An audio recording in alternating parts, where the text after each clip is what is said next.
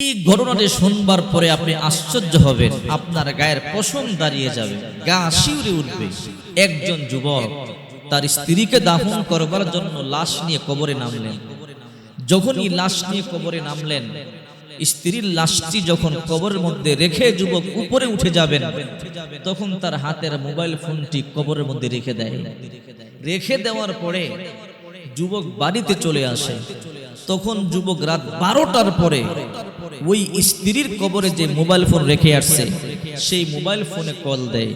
Call দেওয়ার পরে এমন আশ্চর্য ঘটনা জানতে পারে যা শুনলে আপনি আশ্চর্য হবেন।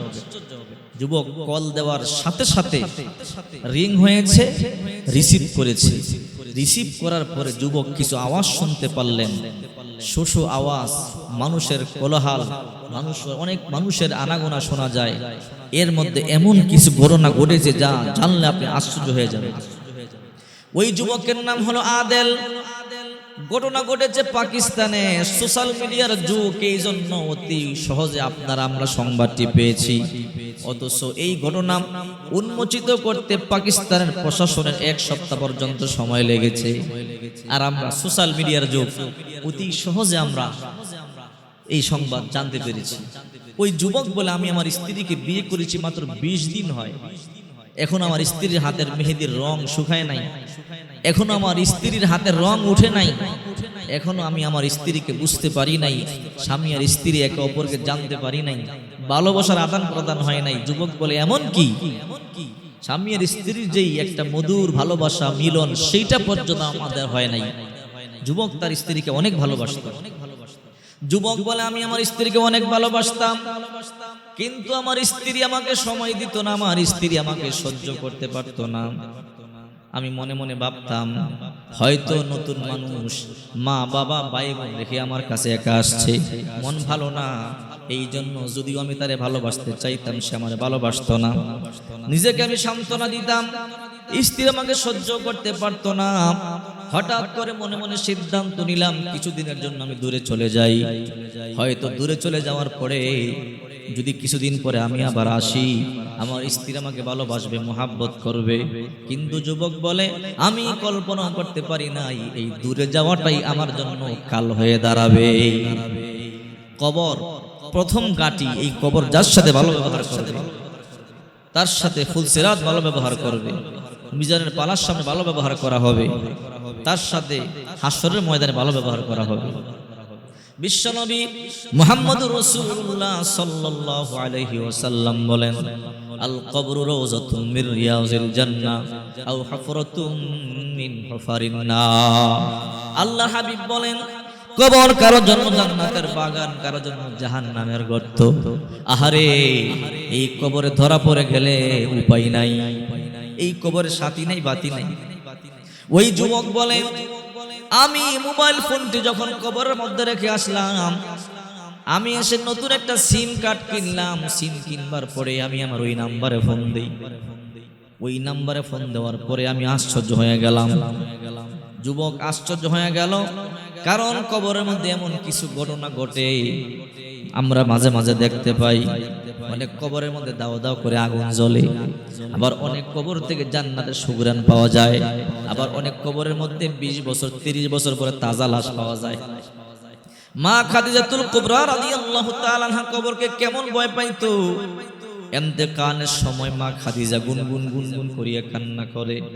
ছোট্ট মেয়ে ফাতেমা রাদিয়াল্লাহু তাআলা আনহা, মা খাদিজাতুল কুবরা রাদিয়াল্লাহু তাআলা আনহার মাথার কাছে বসে মাথার মধ্যে হাত দিয়ে বলে, মা আপনি কান্না করবেন না, আপনি কান্না করলে আমার সহ্য হয় না। মা খাদিজাতুল কুবরা বলে, আরে ফাতেমা, ওই অন্ধকার কবরের ভয় আমাকে কাঁদায়, যে কবরের সাথী নাই, বাতি নাই, বন্ধু নাই, বান্ধব নাই, ওই কবরে আমি খাদিজা একা একা কেমনে থাকবো। ফাতেমা রাদিয়াল্লাহু তাআলা আনহা বলে, মা আল্লাহ পাক রব্বুল আলামিন আপনাকে সালাম দিয়েছেন, আপনার জীবনের সব অর্জিত সম্পদ ইসলামের জন্য দান করে দিয়েছেন, আপনি বিশ্বনবী রাহমাতুল লিল আলামিনের স্ত্রী। আমার বুঝতে বাকি নাই, আমি বুঝতে পেরেছি আল্লাহ তাআলা আপনাকে কষ্ট দিবে না। ও মা, আল্লাহ তাআলা আপনার মতো নারীকে কষ্ট দিতে পারে না। ফাতেমা বলে, মা যে আল্লাহ আপনাকে সালাম দিয়েছে, আপনি নবীজির স্ত্রী, আপনাকে আল্লাহ পাক নিজে সালাম দিয়েছে, আপনার সব সম্পদ ইসলামের জন্য দান করে দিয়েছেন, আল্লাহ তাআলা আপনাকে কষ্ট দিবে না। আমি আমার আব্বার জবান থেকে শুনেছি, আফজলুন নিসাই আহলিল জান্নাতি খাদিজাতু বিনতু খুয়াইলিদ, এই দুনিয়ার মধ্যে সর্বশ্রেষ্ঠ নারী হলো ১ নম্বরে খাদিজা। ও মা, আমার বিশ্বাস আল্লাহ তাআলা আপনার কবরে আযাব দিবে না। এই কবরের আযাবকে সবাই ভয় পায়, কারণ কবরের সাথী নেই, বাতি নাই, বন্ধু নেই, বান্ধব নাই। সাপ বিচ্ছু কামড়ালে আপনার কবরে গিয়ে কেউ লাঠি সোটা নিয়ে সাপ বিচ্ছুকে তাড়াবে এমন কেউ নাই। আপনার স্ত্রী আপনাকে ভালোবাসে, আপনার স্বামী আপনাকে ভালোবাসে, আপনার সন্তান আপনাকে ভালোবাসে, কিন্তু আপনার ইন্তেকালের পরে কেউ আপনার কবরে গিয়ে একটি রাত পাহারা দিবে না। দেখবেন এক রাত কেউ পাহারা দিবে না। এই জন্য আল্লাহর হাবিব বলেন, আমার উম্মতের মধ্যে সবচেয়ে চালাক এবং বুদ্ধিমান সে যে দুনিয়া নয় পরকাল নিয়ে চিন্তা করে। বেশি বেশি নেক আমল করবেন। আর দুনিয়া মাজরাতুল আখিরাত, দুনিয়া আখিরাতের শস্য ক্ষেত। বলতেছিলাম ওই ঘটনা। যুবক বলে, আমি আমার স্ত্রীকে অনেক ভালোবাসতাম, আমার স্ত্রীকে অনেক মহাব্বত করতাম, কিন্তু আমার স্ত্রী আমাকে ভালোবাসতো না, মহাব্বত করতো না, আমার স্ত্রী আমাকে সহ্য করতে পারতো না। এই জন্য মনে মনে সিদ্ধান্ত নিলাম, নতুন বিয়ে করেছি, হয়তো আমার স্ত্রীর মন খারাপ, মা বাবা ভাই বোন এলাকা ছেড়ে আমার কাছে আসছে, এই জন্য মন খারাপ, আমি কিছুদিনের জন্য দূরে চলে যাই, এরপরে আমার স্ত্রী হয়তো আমাকে ভালোবাসবে, আমাকে মহাব্বত করবে। পাকিস্তানের যুবক আদেল বলে, আমি দূরে চলে গেলাম, আমি দূর থেকে 20 দিন পরে বাড়িতে আসলাম। আমার মনের মধ্যে কত আশা, মনের মধ্যে কত স্বপ্ন, নতুন বিয়ে করেছি, আহারে 20 দিন হয় স্ত্রীর সাথে ভালো করে দেখাও করি নাই, কত বলি নাই, ভালোবাসার আদান প্রদান হয় নাই। আজকে বাড়িতে যাব, স্ত্রীর সাথে বাসর করব, মহাব্বত করব, ভালোবাসা করব।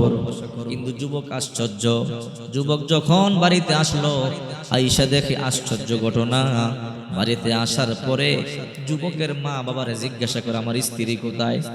যুবকের আব্বা আম্মা তো সরল সোজা মানুষ, গ্রামের মানুষ, বলে তোমার স্ত্রীর ইন্তেকাল হয়েছে। বলে কি বলেন? বলে হ্যাঁ। বলে আজকে কিছুক্ষণ আগে তোমার স্ত্রীর ইন্তেকাল হয়েছে। তাই নাকি? বলে হ্যাঁ। আমার স্ত্রীর লাশ কোথায়? বলে তোমার শ্বশুর শাশুড়ির লাশ নিয়ে গেছে, মনে হয় এত করে দাফন কাফন হয়ে গেছে। যুবক পাগলের মতো দৌড়াইয়া শ্বশুর বাড়িতে চলে গেল। শ্বশুর বাড়িতে গিয়া দেখে এখনো পর্যন্ত লাশ দাফন করে নাই। শ্বশুর শাশুড়িকে বলে, ও আব্বা আম্মা, আমার স্ত্রী ইন্তেকাল করেছে, এই সংবাদ আমাকে কেন দেন নাই? বলে তোমাকে সংবাদ দিব কি জন্য? শুনতে পাইলাম তুমি আসতেছো, এই জন্য তোমাকে সংবাদ দেই নাই। এইবার যুবক তার স্ত্রীর জন্য চোখের পানি ছেড়ে ছেড়ে কান্না শুরু করে দিল। একজন মুরব্বী কয়, এত কান্নাকাটি দরকার নাই, দ্রুত লাশ দাফন করে দাও। এবার যুবক বুঝতে পারে নাই এদের চালাকি, লাশ দ্রুত দাফন করে দাও। যুবক বলে একটু দাঁড়াও। বলে না, একটু আমার স্ত্রীকে দেখে নি। বলে দেখারও দরকার নেই। বলে আমি শেষবারের মতো আমার স্ত্রীকে একটু দেখি, কিন্তু দেখতে দেয় নাই। তারা দ্রুত লাশ দাফন করে দিল। যুবক যখন লাশ নিয়ে কবরের মধ্যে নামলো, যুবক তার স্ত্রীর কাপড়টা সরাবে জীবনের মতো শেষবারের মতো দেখার জন্য, কিন্তু তার শ্বশুর দেয় না। যিনি গুড় করেছেন, কবর খনন করেছেন, ওই লোকে কয় না, কাপড় সরানো যাবে না, দেখা যাবে না, দ্রুত উঠে যাও। কবর থেকে যুবক যখন দ্রুত উঠে যাবে, দ্রুত উঠতে গিয়ে যুবকের বুকের মধ্যে, বুকের পকেটের মধ্যে তার মোবাইল ফোন ছিল। ওই মোবাইল ফোনটি কবরের মধ্যে কখন পড়ে যায় যুবক নিজেও বুঝতে পারে নাই। মোবাইল ফোনটি কবরের মধ্যে পড়ে গেছে, যুবক নিজেও বুঝতে পারে না। এইবার যখন উপরে চলে আসলো, দাফন কাফন হয়ে গেল। মুরব্বীরা কয় তাড়াতাড়ি চলো, বাড়িতে চলে যাই। যুবকের শ্বশুর শাশুড়ি বলে তাড়াতাড়ি বাড়িতে চলে যাও। যুবক বলে সবাই চলে যান, আমি যাব না। কয় কেন যাওয়া না? আমি আমার বিবির কবরের পাশে কিছুক্ষণ থাকবো। ওই কিছু মুরব্বী এবং তার শ্বশুর শাশুড়ি কয় না না, থাকা লাগবে না, দ্রুত চলে যাও, এখানে থাকার দরকার নাই। যুবককে ঠেলে ধাক্কায় নিয়ে গেল। নিয়ে যাওয়ার পরে রাত্র হয়ে গেল। যুবক বাড়িতে গিয়া বিবির স্মৃতিগুলো মনে করে করে কাঁদতেছে আর বলতেছে, বিবিরে তোমাকে ছাড়া আমি একা একা কেমনে থাকবো? তোমার বিরহে আমি থাকতে পারি না, আমার সহ্য হয় না, কেন আমাকে রাইখা চলে গেলাম? যুবক বাড়িতে গিয়া চোখের পানিগুলো সারিয়ে সারিয়ে কান্দে। আর যখন হঠাৎ করে মোবাইলের কথা মনে হয়ে গেল, বুকের পকেটের মধ্যে হাত দিয়ে দেখে বুকের পকেটের মধ্যে মোবাইল ফোন নাই। যুবক আশ্চর্য হয়ে গেল, আহারে আমার ফোনটি তো নিশ্চয়ই আমার বিবির কবরের মধ্যে রয়ে গেল। যাই যাই কবরটা একটু খনন করি, মাত্র কিছুক্ষণ আগে তো দাফন করলাম, আমার দামি ফোনটা কবর খনন করে ফোনটা নিয়ে আসি। তাই যুবক ওই কবরস্থানে গেল রাত্রেবেলা কবরস্থানে যাওয়ার পরে দেখে কবরের প্রহরী দাঁড়িয়ে আছে। এই যুবক কোথায় যাও? বলে কিছুক্ষণ আগে যে আমার স্ত্রীকে দাফন করে গেলাম, আমাকে চিনতে পারেন নাই? কই হ্যাঁ চিনতে পারছি। ওই কবরটা খনন করব, কবরের ভিতরে আমার মোবাইল ফোনটা রয়ে গেছে। তখন ওই প্রহরী বলতেছে, না তোমাকে কবর খনন করতে দেওয়া যাবে না। বলে কেন? বলে না নিষেধ আছে। না আমি খনন করব। তখন ওই মুরব্বী কয়, দেখো যুবক, এমন কিছু কিছু জিনিস আছে যা আমরা চোখে দেখে কিন্তু বলতে পারি না। তখন যুবক চিন্তা করে কি বুঝাইতেছে আমাকে। বলে বাবা রে, যদি তোমারে আমি কবর খনন করতে দেই, তোমার শ্বশুর শাশুড়ির এলাকার লোকেরা আমাকে মেরে ফেলবে, তোমার শ্বশুর শাশুড়ি আমাকে শেষ করে ফেলবে। যুবক তখন আশ্চর্য হয়ে গেল, নিশ্চয়ই কোনো ঘটনা আছে। যুবক তাই কবর খনন করলো না। কবর খনন না করে যুবক মনে মনে সিদ্ধান্ত নিল বাড়িতে চলে যাই। যুবক বাড়িতে চলে গেল। যুবক বাড়িতে গিয়া আরেকটা মোবাইল ফোন কিনলো, একটা সিম কার্ড নিল নতুন।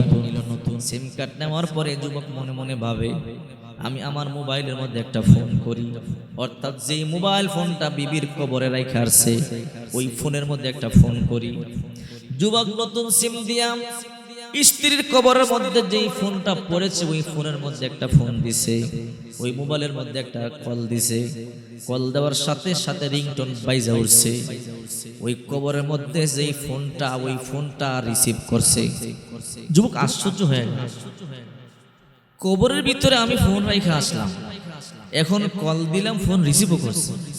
রিসিভ করে যুবক হ্যালো হ্যালো বলে, কিন্তু ওই পার থেকে কোনো কথা নাই।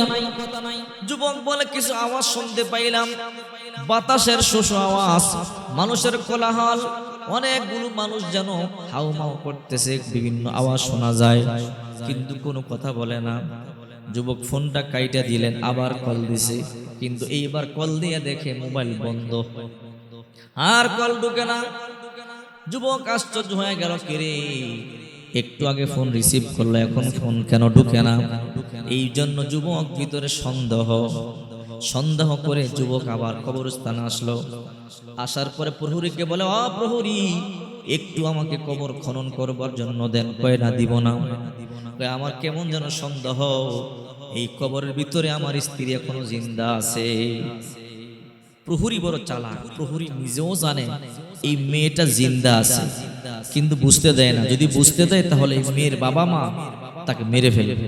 বলে না তোমার স্ত্রী জিন্দা না। কয় না আমার স্ত্রী জিন্দা আছে।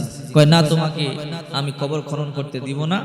যদি তোমার কিছু বলতে হয় তাহলে তোমার শ্বশুর বাড়িতে যাও, তোমার শ্বশুর এবং শাশুড়ির সাথে গিয়ে কথা বলো। এই কথা বলবার পরে যুবক বলে, ঠিক আছে আমি আমার শ্বশুর বাড়িতে যাব। যুবক হাঁটি হাঁটি পা পা করে তার শ্বশুর বাড়িতে গেল। যুবক চোখের পানি ছেড়ে ছেড়ে কান্না করে শ্বশুর বাড়িতে গেল। কিন্তু শ্বশুর বাড়িতে গিয়ে দেখে আশ্চর্য ঘটনা, সবাই আনন্দ ফুর্তিতে আসে। আজকে মেয়ে মারা গেল, দাফন করলো, কারো চিন্তা নাই, কারো মনে টেনশন নাই। যুবক আশ্চর্য হয়ে গেল, কিরে আমি আমার স্ত্রীকে হারাইয়া কান্না করি, কিন্তু নিজের আপন মেয়েকে হারাইয়া মা কান্না করে না, বাবা কান্না করে না, ভাই বোন কান্না করে না, ঘটনা কি বুঝলাম না। যুবক তার শাশুড়িকে জিজ্ঞাসা করে, আম্মা জান কেমন আছেন? শাশুড়ি কি কয় জানেন? শাশুড়ি কয়, বাবা মনটা বেশি ভালো না। কয় কেন ভালো না? বলে আমার বোনের মেয়েকে পাইতেছি না। যুবক আশ্চর্য হয়ে গেল, নিজের মেয়ের কথা জিজ্ঞাসা করে না। মেয়ের মারা গেল, আজকে দাফন করলো, কিন্তু বোনের ছেলে হারানো গেছে, অর্থাৎ স্ত্রীর খালাতো ভাই হারানো গেছে, সেই জন্য তার মন খারাপ। শাশুড়ি বলে, বাবা একটা কথা, বলে কি? তুমি তো আমাদের জামাই, একটা কাজ করবানি। বলে কি কাজ? বলে আমার বোনের ছেলেকে একটু খুঁজা দিবানি। যুবক আশ্চর্য হয়ে গেল, মেয়ের কথা মনে নাই, মেয়ে মারা গেল, দাফন করে আসছি, আর বলতেছে নিজের বোনের ছেলেকে খুঁজা দিতাম। ঠিক আছে আম্মা জান, আমি সময় পেলে আপনার মেয়ের আপনার বোনের ছেলেকে খুঁজে দিব। ওই যুবক এই বাড়ি থেকে চলে আসলো। এই জন্য যুবক মনে মনে চিন্তা করলো, ঠিক আছে, আমি বিভিন্ন জায়গায় আমি আমার শাশুড়ির কথাটা মানি, তার বোনের ছেলেকে একটু তালাশ করি। তালাশ করতে করতে বিভিন্ন জায়গায় তালাশ করতে স্যার বলতেছে, উমুক উমুক নামক একটা ছেলে দেখতে, এমন কেউ দেখছো নাকি? বলে না, আমরা কেউ দেখি নাই। তালাশ করতে করতে দূরে একটা বস্তির মধ্যে চলে গেল। বস্তির মধ্যে গিয়া বলে, একটা লোক দেখতে এমন, বয়স এমন, এই লোকটাকে দেখছেন নি কেউ? একজন বলে, হ্যাঁ, এই লোকটা এই বস্তির মধ্যেই বসবাস করে। ওই যে সামনে একটা ঘর, এই ঘরের মধ্যে এই লোকটা বসবাস করে। তুমি এই ঘরে গেলেই যে বর্ণনা দিয়েছো এইরকম একটা যুবককে পাইবা। কিন্তু তখন যুবকটা ঘরে ছিল না। এই ছেলেটা আদেল নামক ছেলেটা বলে, আমি ওই বাড়িতে গেলাম, দরজার মধ্যে নক করলাম। দরজার মধ্যে নক করার পরে বললাম, ঘরে কেউ আসেনি, দরজা খোলো। এই কথা বলবার পরে সাথে সাথে একজন দরজা খুললো।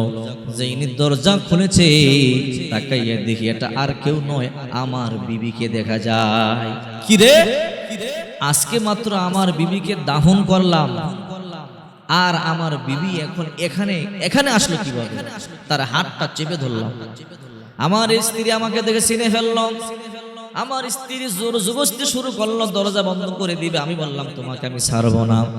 আমার স্ত্রী বলল, আমার হাত ছেড়ে দাও। কই না, তোমাকে ছাড়বো না। তুমি এখানে কেন? সত্যি করে বলো। স্ত্রী কই, না তোমাকে বলবো না, তোমাকে বললে আমাকে মেরে ফেলবে।